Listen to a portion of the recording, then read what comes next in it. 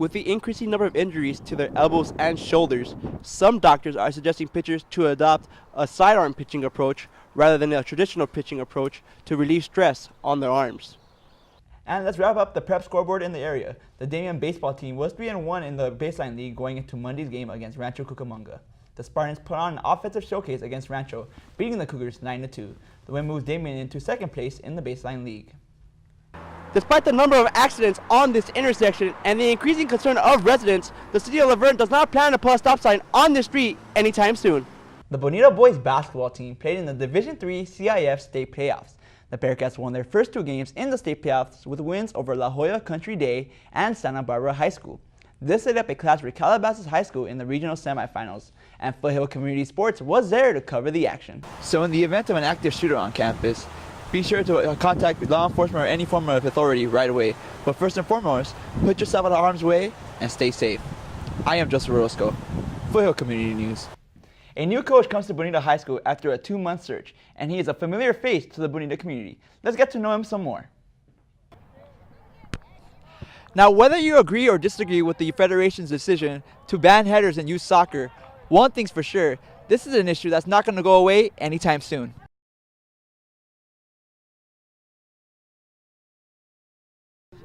Junior Bonita High School quarterback and team captain Jason Schiller is working out with his team to prepare for next season. The problem is that he and the rest of his teammates currently do not have a head coach. That is because their former head coach resigned in January. Schiller struggled to come to terms with his old coach's resignation.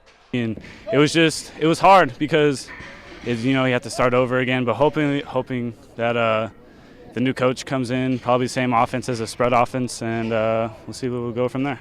Junior linebacker Chase Neese Lopez hopes whoever the new coach is can bring a sense of togetherness to the team. Probably just more of a teamwork, make us more of a family than just a team, because that's probably a little issue in our team right now.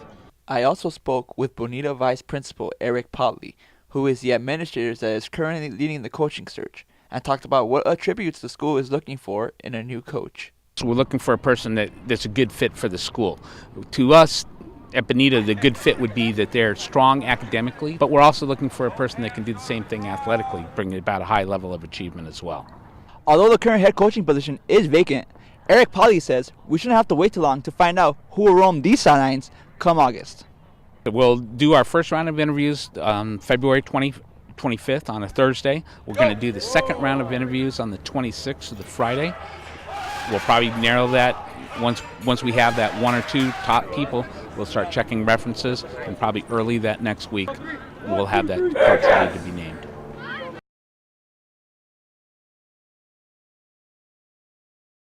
According to usyouthsoccer.org, over 3 million kids in the United States are playing soccer today. A key part of playing soccer is to use your head to play the ball, also known as a header. We do want to be safe with the kids, taking care of them, but at the same time, we do want to encourage them not to be afraid of the ball. Victor Nava, a youth soccer club coach, is talking about the U.S. Soccer Federation's, the governing body that oversees soccer in the country, decision in November to ban headers for kids ages 11 and under to lower concussion rates. There's going to be times where you're going to have to use probably the top of your head. If you can't get to it with your forehead, which is the hard part of your head, and that's the ideal way to header with your forehead. Sal Lopez is another youth soccer coach and a parent that has a daughter that plays youth soccer as well. I'd like to know what type of header caused the concussion. Sal wishes there was more clarity on the ban. As you're well aware, in soccer they hit the ball, and a lot of times a kid gets hit in the face, and it's part of the game. Now, are those the headers that cause the concussion? I don't know. Sal's 13-year-old daughter, Juliana, also plays soccer, and as she's gotten older, she is utilizing header more while she plays. Not when I was younger. I'm starting to more now. Juliana believes the Federation's decision will help in the long run. I think it's good because as you get older, you may start to lose your memory. Now, whether you agree or disagree with the Federation's decision to ban headers in youth soccer, one thing's for sure, this is an issue that's not going to go away anytime soon. As a parent, whatever it requires to make sure that the kids are safe and they're healthy and there aren't long-term repercussions, I think it's a good stance. But I'm just not convinced that the repetition of headers in those type of games are a big factor in terms of the effects that they're mentioning. Joseph Orozco, Foothill Community News.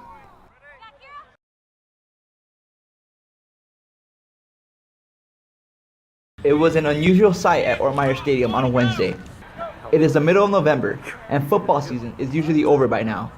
But not this year. The Leopards won their first conference championship in 2 decades on Saturday, which gave the team a berth in the NCAA Division III playoffs. It means at least another week of practice for head coach Christopher Creek and his squad.